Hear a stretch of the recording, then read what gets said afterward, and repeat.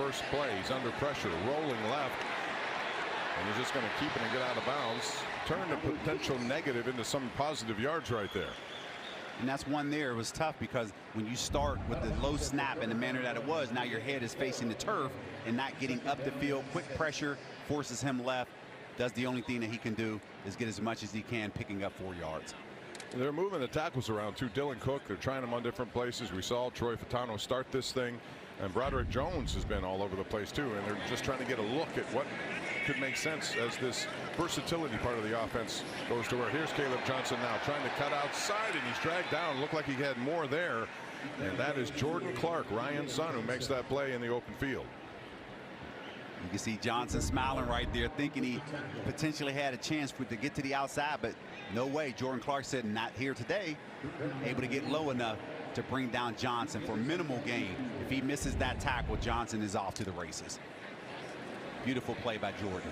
So Johnson tonight, 3 carries, 12 yards so far. 3rd and 1 on the 44-yard line. Steelers still looking to score, down 7-0. First drive of the game was a touchdown for the Jets. Here's the handoff, and it's Caleb Johnson once again. This time he moves the pile and keeps on with an extra yard or 2 in there. It's interesting, he was the Big Ten running back of the year back in 2024, and he was a workhorse, Charlie. He was going to get the ball a lot, and he thrived in that situation. A lot of people wondered about his breakaway speed, if he had it or not, but in between the tackles, he was very good in college. Yes, he was, and this is a guy they continue to want to see. When you just look at Caleb Johnson, he's 6'1", 229, so he has really good size, 4'5" guy. Aller under center this time. Play fake, play action, looking down the field, pressure. He's trying to get away from it. Penalty flags fly. He does elude the first wave of defense there, but it looks like it's going to be a holding on the Steelers. Yeah, this one's going to be against the Steelers there. Holding. Offense, number 62. 10-yard penalty, first down. And that's Ryan McCollum, the backup center. First penalty of the night for the Steelers after they took 11 last week. Brown color, 4th year out of Texas A&M. He's just trying to hold off his defender, and unfortunately he's expecting the quarterback to be in the pocket right there at 5 yards, 7 yards, and grabs him at the last minute. Easy call for the ref. Yeah, Peyton Page was the guy who was putting the pressure on from Clemson, and he was grabbed. That was pretty obvious right in front of the referee. All right, so it's 1st and 20 now after they accept that penalty. Johnson again weaving his way to the outside, stiff arm, but they shut it out pretty quickly due to the New York Jets. Chase Wilson was the first to meet him there. You're just trying to put yourself and setting it up for a manageable 3rd down. So you got to pick up half here. You don't need it all, but at least putting yourself in that manageable situation. Just a gain of 3. Now it's Caleb Johnson in the pass reception. Gets back to the original line of scrimmage. Andre Sisco, who had one of those 2 interceptions for the Jets in the first half, makes the tackle right there. See Johnson just setting up the screen, being patient right there, leaking out to the left side. Here we are. You're going from 1st and 20 to now 3rd and 11. Let's see what Mike McCarthy dials up. For the Jets, Sisco's in a battle with Dane Belton back there. Minka Fitzpatrick, of course, was traded there, and he signed a $40 million 3-year deal with the Jets, so he's back. Haven't seen him tonight, probably won't, but he's going to be back there at safety for the New York Jets as they try to improve their defense. Aller now delivers. Has Robert Tonyan. Not much. It's going to be short of 1st down yardage. Tonyan had 3 of those catches. He's been perfect as far as pulling in catches here in this preseason, but that was not enough for the 1st down. And this is one here. You see Aller just getting the ball out to the right. Beautiful job at Caleb Johnson on protection. Let's see if the Steelers run a play, and they will. 4th and 5.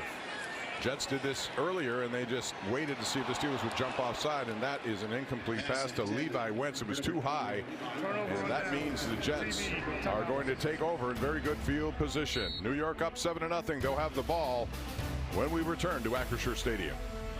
Anybody can make a tortilla chip, but not everybody makes one like Tostitos. We start with whole corn kernels.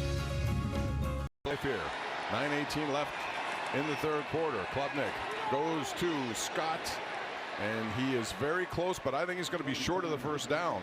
Rubio thinks so as well. And Landon Roberts. the tooth chipper. He should be short. It should be the Steelers' ball right here. You can see Landon Robert knew exactly. Let's see what he could do.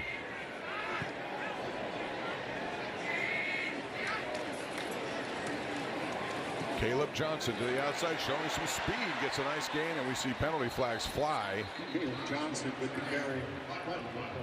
Looks like a holding call once again. Yeah, this one here will be against the Steelers. And sometimes you wonder how a guy can get to the outside with no one there. That's why. Holding. Offense, number 28. 10-yard penalty from the spot of the foul. First down. That's Levi Wentz. He went to Pine Richland High School trying to make this roster. There it is, Charlie. He initially gets his. That's a tough one there, Bobby. I mean, initially gets his hand inside, and he's forcing him out there. I understand your frustration, Levi. Yeah, that's one of those I've seen not called before, but on that occasion it was. So it's 1st and 16. Haller in the shotgun. Short gain over the middle. It's Lake McCree who was there. Jaden Keller, one of those Jets to knock him down, but Lake McCree is out of USC, undrafted. He had 2 catches last week, 450 yards, 4 touchdowns at USC. Battled some injuries there. He's looking to rebound. It looks like he is completely healthy. Look at him. Bobbles just a little bit as he's trying to turn up the field, but again, knowing where his spot was supposed to be on the field, Aller delivered. Gain of 8 sets up 2nd and 8. Steelers trailing 7-0. Haller again looking, good coverage down the field. He's being pursued. He throws it down the field, has a receiver there. And it's going to be Lake McCree, the tight end. Did he get his feet down? Yes, he did. And that's the biggest play of the night for the Steelers on offense here. Boy, Aller under pressure, 39 yards. This is one here. You'll see the Steelers offense. They're going to press the tempo here because they're unsure on replay whether he got his feet in. They're going to try to run a play to make sure that this play stands. Let's see if they can get it off. Well, looks like he did, barely, but he did a good job, did Lake McCree. Eli Heidenreich now in the game. Haller again zips it. See, and that's one right there. Will go in the incomplete category. But again, you're saving that yardage on the catch by putting yourself here at the 19-yard line. You see him pressure, realizing there. Now shuffles to the left, keeps his eyes down the field. At the last minute, was able to get that ball off. That could have been the potential strip sack right there. You can see Aller. He knew what he wanted to do. Nice job by Lake McCree breaking off his route. Braden McGregor was the guy who almost got his hand on that pass as he was putting pressure on Aller. McCree now 2 catches, 46 yards. Heidenreich spins inside, gets a couple of yards. Once again, the Jets up front, and we've seen them do a pretty good job. Jack Heflin defensively makes that play. Heidenreich, of course, out of Mount Lebanon High School, the Naval Academy, 7th round pick. What a day that was for him and his family, and now he's trying to make a roster here. Yes, it is. Last week, 9 carries, 21 yards. And when you talk about Western Pennsylvania football, he breeds that just down the road at Mount Lebanon High School. 3rd and 8 now. Big play coming up for the Steelers. With Drew Aller in the shotgun. Pressure again from the outside, and it's going to be too much. Chase Wilson got there, but the pressure and the edge really forced that play and forced Allen. Wilson gets credit for it, but there was a lot of pressure coming from the outside. A lot of pressure, just could not identify it. A lot of miscommunication out there. You have offensive linemen running, looking right. The pressure's coming to the left. So again, they have to get on the right page, knowing they were in potential to score a touchdown there. Pressure brought by the Jets to make sure it pushed them back for this field goal attempt. All right, so that's going to be Laith Marjan. Boswell is not playing tonight. Laith will try a 44-yard field goal. This is up, and it just misses left.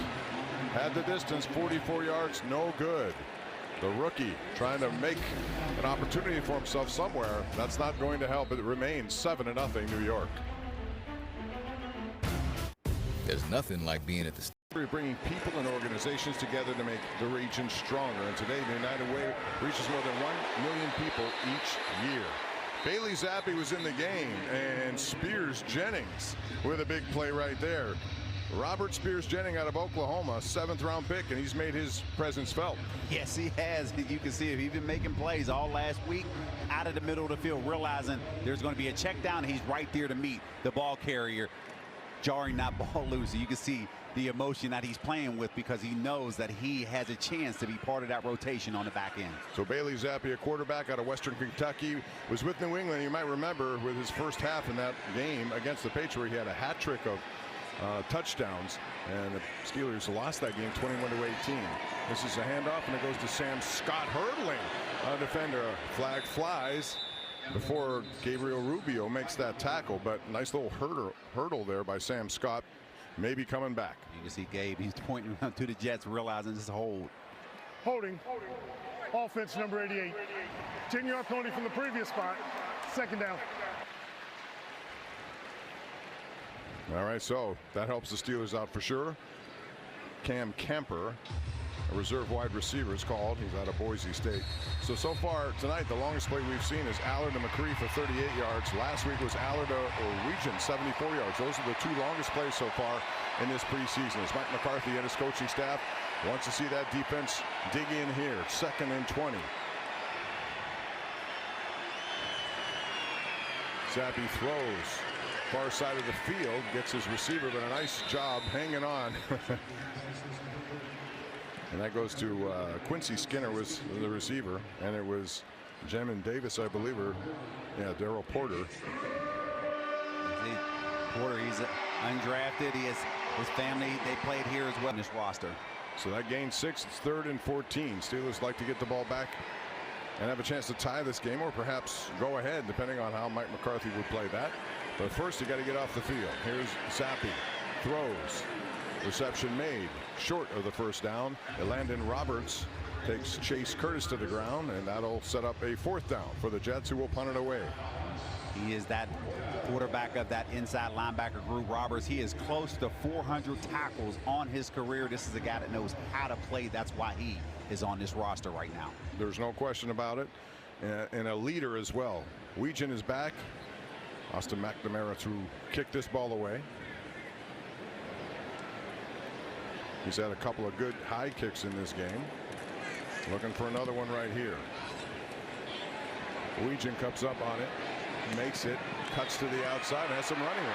Caden Weegan across the 30, trying to get beyond that, but he's tackled there. Pretty good first move. By the way, Roberts has 3 tackles, and that was a 42-yard kick and a 12-yard return. Pretty good work there. Steelers with the ball, trying to get something going, down 7 here. Caleb Johnson with a short gainer. Again, this only score of the game came on the very first possession, as Geno Smith made a very nice play to get in the end zone. But Jelani Woods, he was 7 for 7 on a 10-play, 69-yard drive, and that's it. That's all we've had. The Steelers missed a field goal. Laith Marjan had a 44-yarder wide to the left. So it's 2nd and 7. Late 3rd quarter. Steelers want to get something going here.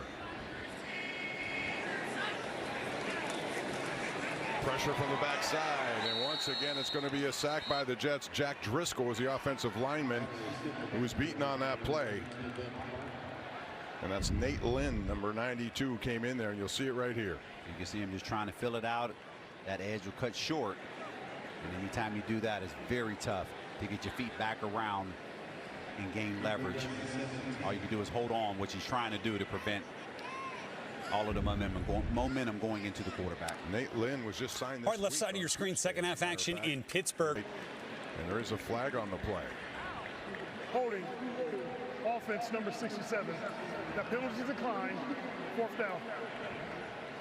So that's Brock Hoffman, the guard who was brought here by Mike McCarthy, played with him down in Dallas. He was called for holding. We've seen a number of holding calls, especially later in this game. So the Steelers are going to have to punt again. Brock Hoffman, he's competing for that starting right guard, even though that has not been announced yet. He's trying to continue to throw his name in the hat. All right, so Cam Johnston has boomed a few here tonight as well. And they do have a return. The Jets trying to get some extra yards, can't do it, and that's Jamin Davis who came in.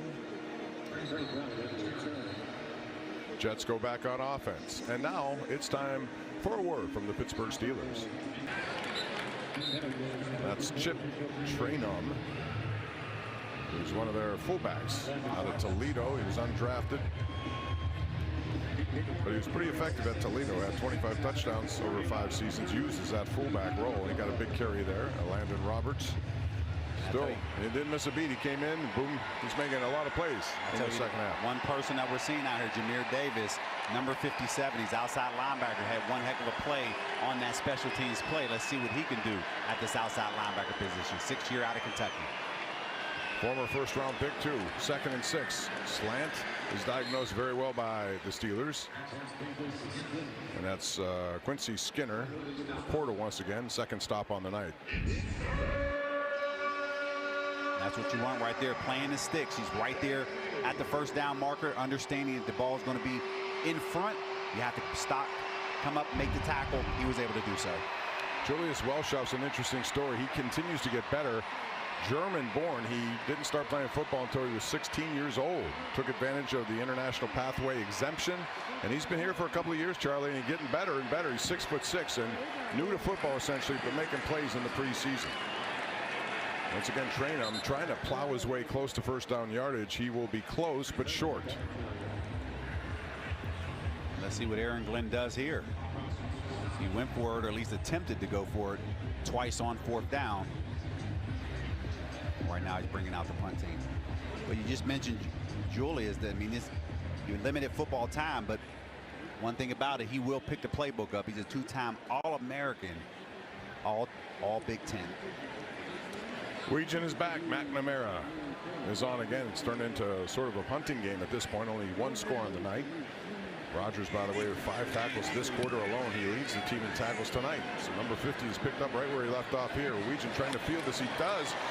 Bobbles it slightly, but a little risky play. Another flag goes down, but good play. He held on to it and got us some additional yardage.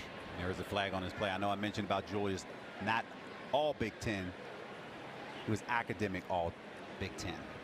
Yeah, very smart guy, and has used that to his advantage here. During the kick, holding, kicking team number 42. 10-yard penalty from the end of the kick, first down. All right, so penalties, which did not plague the Steelers in the first half, suddenly have become a problem here in the second half. Half the distance. And so what we talked about is one of the keys early in the game. Penalties, they have to limit them. They did a nice job in the first half, but last week they committed penalties on special teams, which prevented them from getting good field position. Very similar to what you're seeing now, starting this drive on the 5-yard line. Yeah, Mike McCarthy's not going to be happy with that. And some of the lack of efficiency and big offensive opportunities. Let's see if Drew Aller can put together a long drive here. This one, if so, would be 95 yards. 25 seconds left in this 3rd quarter. 7-0. Caleb Johnson remains in the game. Not much there. Again, over the right side of the line. It's about 4 yards. Now we're going to get a timeout, it looks like. We should be going to the 4th quarter here, Bob. Sorry, I gave you wrong information. No, that's all right. So time we're running out. We're through 3, and things have not changed. Steelers had a chance with a field goal, but it was missed from 44 yards by Marjan. And right now it's 7-0.